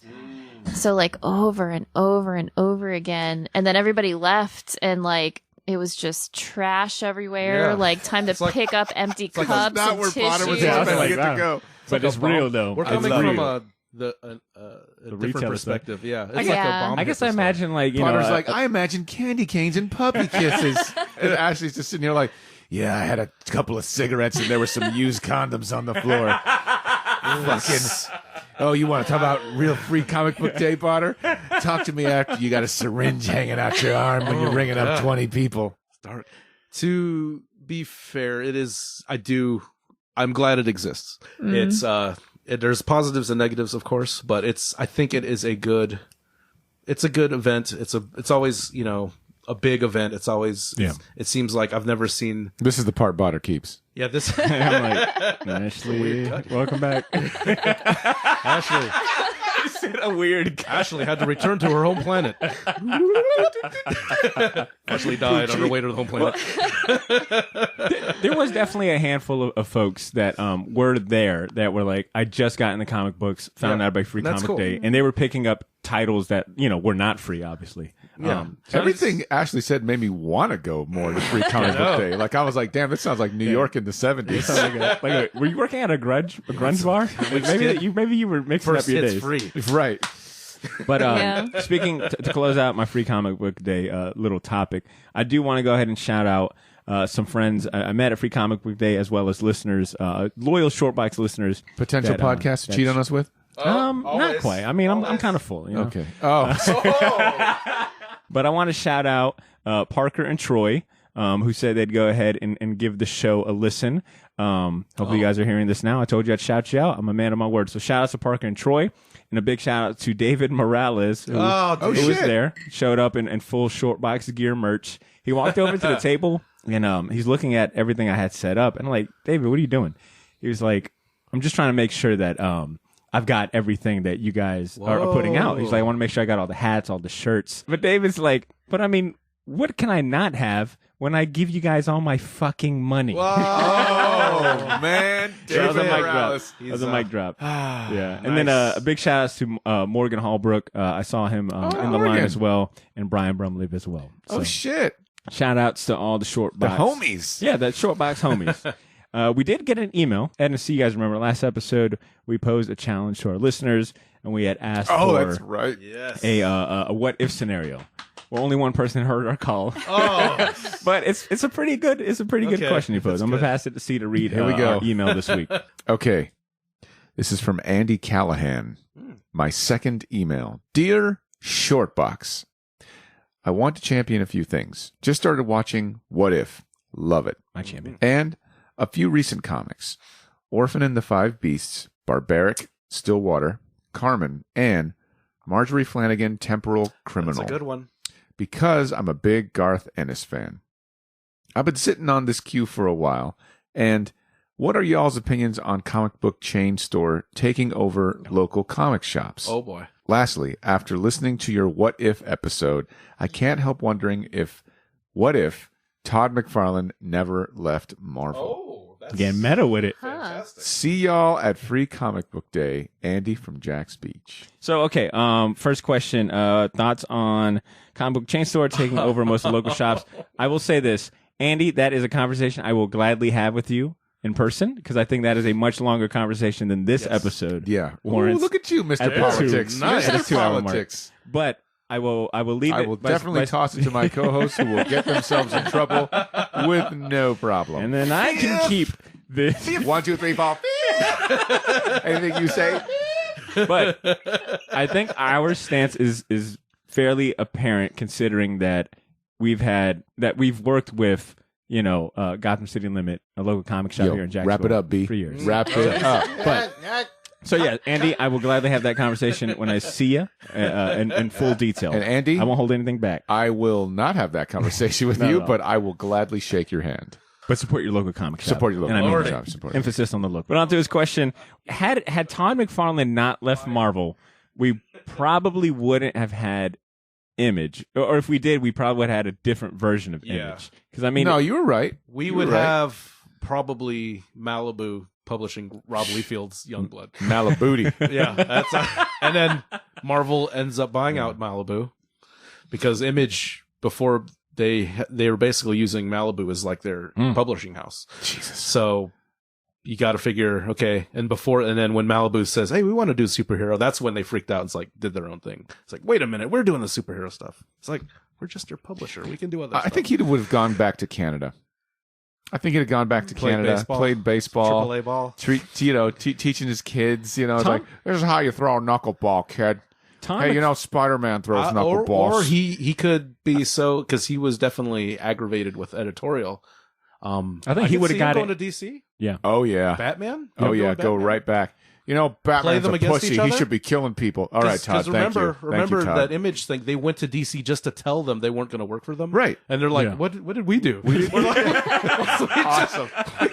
Who let you in? I was like, "What? You came here just to tell me that?" Dick Giordano and Jeanette Kahn are kind of like, okay, Joke? thanks. Okay, sure. Thank you. Yeah, that was So Just want to let you know we don't fucking want to work I could for also you. see Todd leaving comics to do other creative endeavors. Yeah, he could whether do the that toys or I think he sports probably stuff. would have either really focused in on the toys. God, I wish we knew him in real life. Me too. I That's like my always dream wonder, interview. like, That's my dream If interview. throughout one day, maybe in the future, maybe 5 minutes from now, maybe 20 years from now, Todd McFarlane hears this episode and he's like, "These guys are a bunch of fucking idiots." It's like, that was jokes. We get a son. cease and desist. That was jokes. Stop using my name in your podcast. Don't look me directly in the eyes. That'd be when you great. talk to me. Right. Back out of the room slowly. I'm guessing something traumatic would have happened to him to get rid of that big ego for him to be able to exist at Marvel and stay I don't at think he would Marvel. have stayed at Marvel. Hold on. I don't got think it. so. I got it. This is great. All right. Uh-oh. Hit it. Todd McFarlane never leaves Marvel. Image never gets created, but we get the Marvel Knights before Marvel Knights happened in 2000. So you get his version of the Marvel Knights, where he basically is like, nobody's doing anything with Black Panther. Nobody's doing it. Why don't we make Black Panther make a deal with I don't know, Mephisto? And then he ends up going to hell and he becomes king of the underworld. Becomes Spawn. And then and then Daredevil is fucking like, let's give him AIDS, and he becomes Shadowhawk. While Sportasio's like, hey, that's not a bad idea. Do you think? Can I draw some gold people for you? Sure, why not? Yeah. Do you think Todd McFarlane introduces Spawn into the Marvel universe? Hell no. Or do you think he holds it to himself? If Hell you've no. seen Prowler, that's kind of like purple and green Spawn.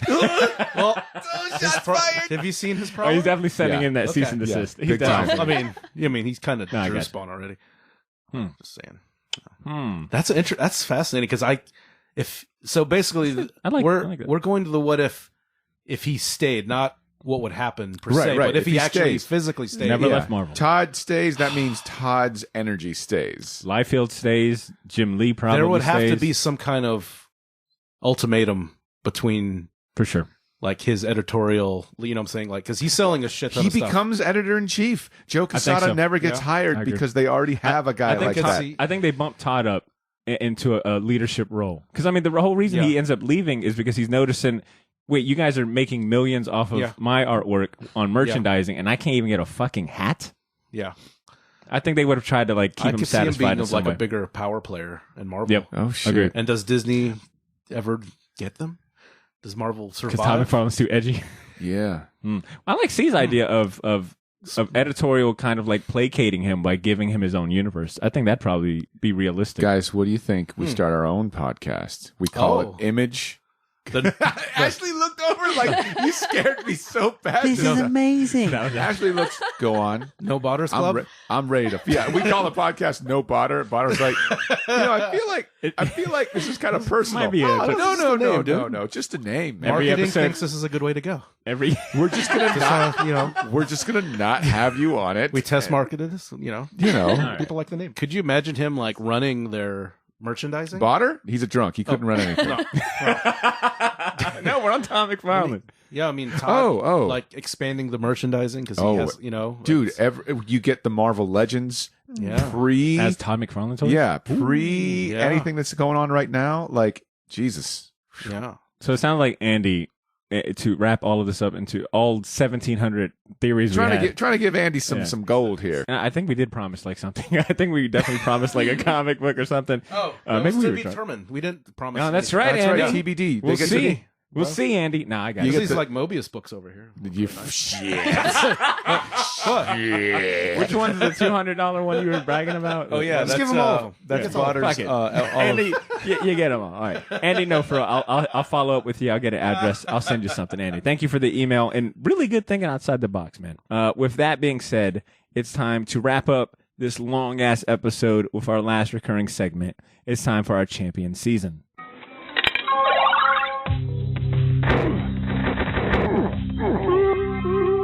Champion season. Champion season, it's the part of the show where we highlight other worthwhile entertainment and recommendations that we feel deserves your attention. These can be much more than comics, but include our movie picks, TV series, books, video games, and anything else we're hyped on this week. The segment is brought to you by Black Hive Tattoo, Jacksonville's premier appointment-only custom tattoo studio. If you're searching for a group of talented artists who will work with you to bring your comic culture ideas to life, look no further. Go to blackhivetatattoo.com and sign up for their newsletter to find out when they're taking new project requests. Ashley, we're excited you're back with us. You go ahead and kick us off. What are you going to champion today? All right, so I've got a TV show, Oh, and I shit. think that this is like probably my favorite TV show I've seen in like the past couple years. We'll be the judge of that. Oh, So- you'll be the judge of her favorite TV show? You crazy bastard. Sorry, Ashley. I've seen some like decent stuff lately, like Dave, really, really good. Okay, so this is like the only thing that I've watched recently that I like a little bit more than that, because that's a really good show. So it's co-created, written, produced by Sterling Harjo and Taika Waititi. Is this the? It's called Reservation Yeah. Dogs. Oh, yeah. The Yeah. commercials look really fun. I've heard. Yeah, so it's things. like 4 teenagers and they live on a reservation in Oklahoma. And the way like Taika Waititi, I don't know if you guys have ever seen Hunt for the Wilder People, but like with Ricky Baker, like he has this way of just making these characters like so completely lovable. And it's for kids, and it kind of revolves around like them living in this area where like there's nothing going on. They're trying to get out. The leader is a kid named Bear, and he has a spiritual guide with him who is just like this really hilarious guy that like died at the Battle of Little Bighorn, but like not in the way you think. This is, you said Oklahoma? Yes. Is it Choctaw?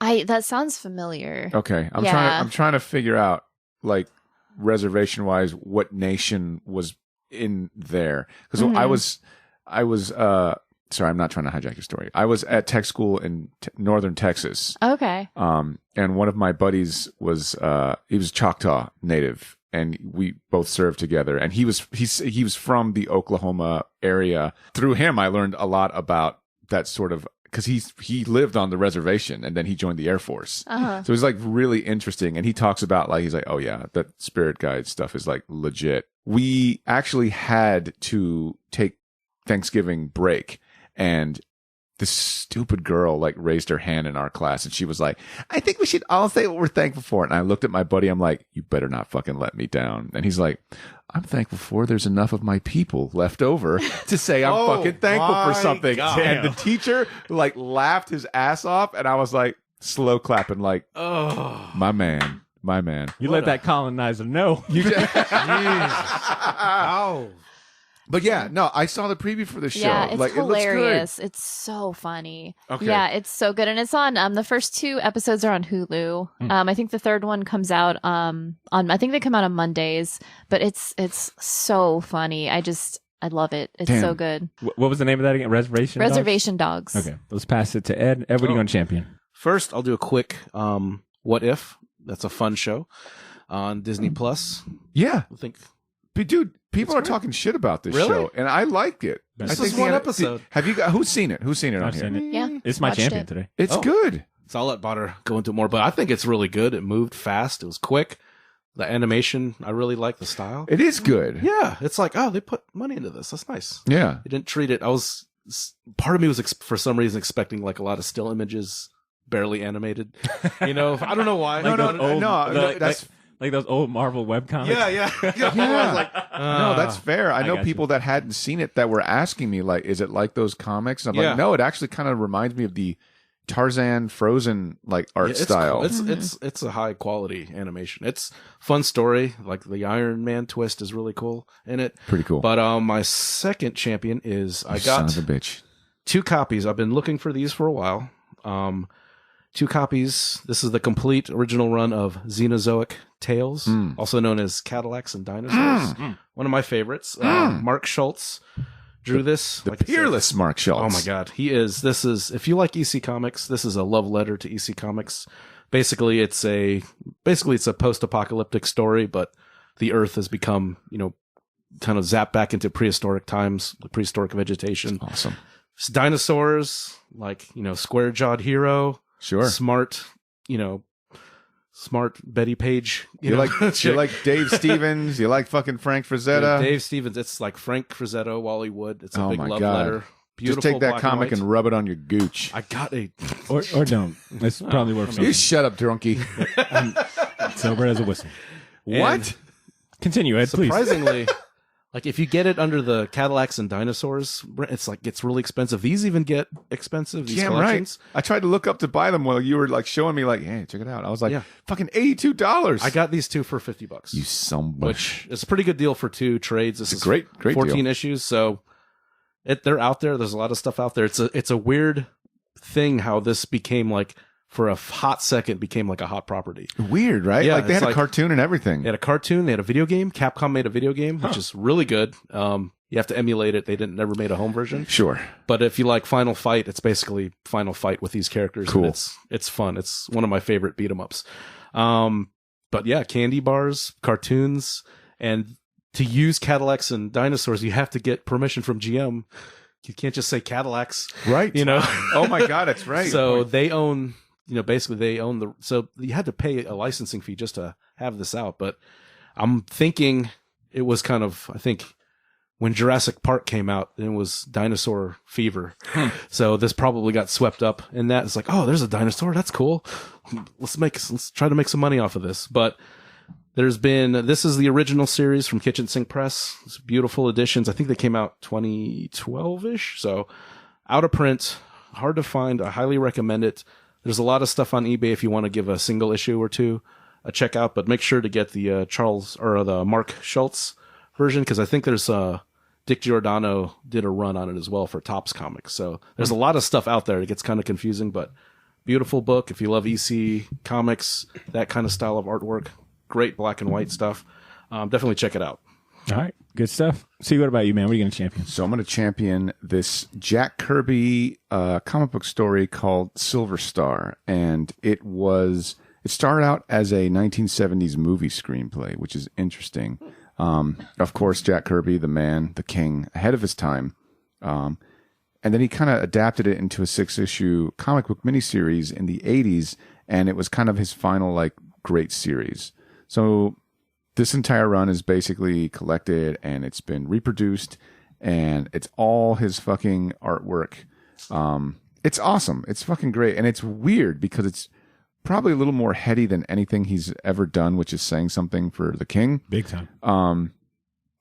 It's nice and it's very, very affordable on, any of your famous things that, I'm not going to endorse, but, it's easy to get. Probably at your local comic shop. Yeah, probably. Oh, dude, absolutely. You could definitely go to your local comic book shop and say, hey, could you get me a copy of Silver Star? It's got everything. It's got Kirby Crackles. It's got space gods. It's got soldiers. It's war. It's romance. It's everything that Kirby pretty much invented here in America. It's also him in his twilight. So you kind of get to see an older guy kind of be like, well, how do I draw comics knowing everything I know and using line economy, which might turn people off. And I know that we've all experienced where we see some artists that we really love in their twilight years draw using economy of line. And sometimes it's kind of like, all right, they're tired, but at the same time, there's still a lot going on that. They could also, right. They could also make the argument for, I'm still getting where we need to go. Right. Kirby's no slouch. Like, you don't really see that too much. I mean, it takes a lot to look at it. Like, if you look at his New Gods or Fourth World shit, you're going to notice a change, but it's still pretty solid work for him, especially for considering the subject matter. So it's trippy. It's weird. It's got ginormous eyebrows and craggy heads and silvery things and shiny guys with Kirby crackles and beautiful women. It's got everything. It's everything that makes Kirby the wild guy that he is. So I'll just piggyback off of what Ed championed. The first episode of Marvel's What If, What If Captain Carter were the first Avenger, I thought was super fun. It Respect Your Time. Like you said, it comes in at like 33 minutes. I think that's with credits.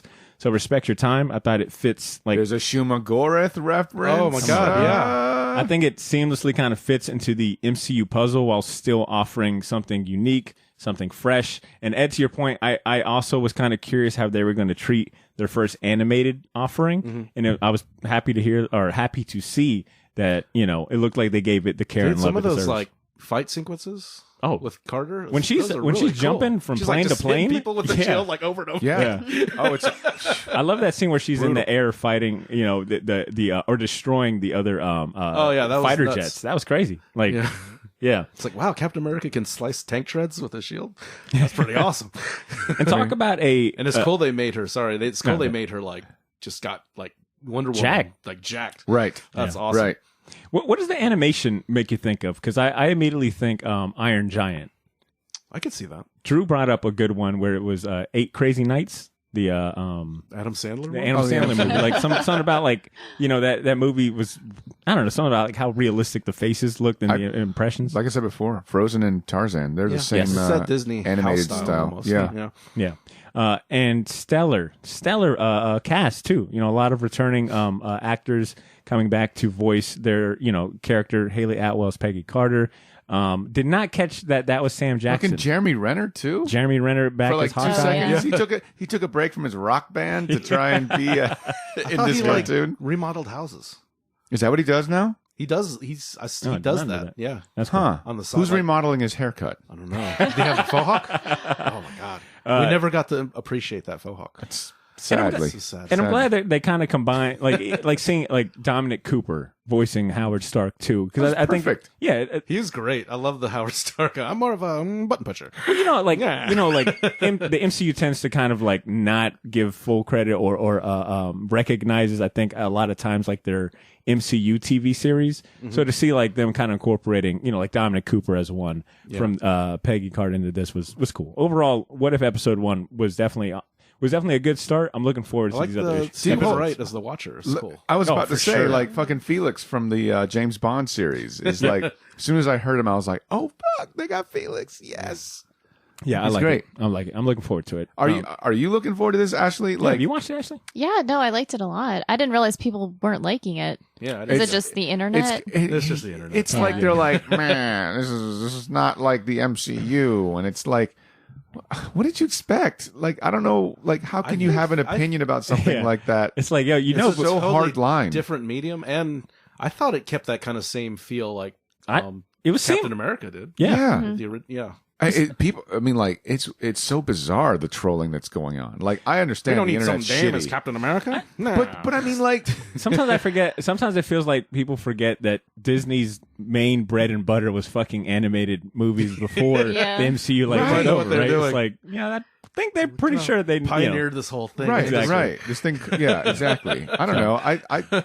I liked it. I thought it was good. Same. I thought I mean, if character it was design an good. hour, it might be much, but if it's like 20, 30 minutes, that's perfect. Yeah, it's fun. for these stories. Yeah, it's cute. Because it It's moved. cute. There was no drag in that. I'm buying story. figures. I'm Yeah. fucking. I'm on board. Oh, yeah. Dude, there's no already drag. got my There's a money. miniseries coming out. Yeah. Guarantee it. Oh yeah. Because there was no downtime. There was it was like boom, boom, boom, Yep. boom, right off Yeah. the bat. And it was like, yeah, if you watched Captain America 1 recently, then I think nothing really surprised you, but I still thought it stood on its own fairly well. It's like a good remix. That's what I was telling Drew or Cesar, is that it felt like a really good remix. Like, and I think that'll probably be the tone carried forward in the rest of these episodes. You're already familiar with the story from the MCU. Here's our remix, which is the point of What If. So it's cool to see them like diving full into how fun and kind of wild What If can be. And last but not least, to close out this segment, we got a champion pick to share from the sponsor of this segment, the head honcho of Black Hive Tattoo himself, Mr. Nick Wagner. Shit. Let's hear what he wants to spotlight this Here week. we go. Hey guys, it's Nick Late to the Game Wagner here from Black Hive Tattoo. I've got 2 quick picks for the champion season this week. The first one is The Last Ronin from the Teenage Mutant Ninja Turtles series, kind of a future series. It's got a great Frank Miller, The Dark Knight vibe, and the whole tone is awesome. The other one would be James Herron's newer series. I think it's up to issue 4, is Ultra Mega, and I am positive that Ed or someone else has championed this before, and I just forgot, and it slid by.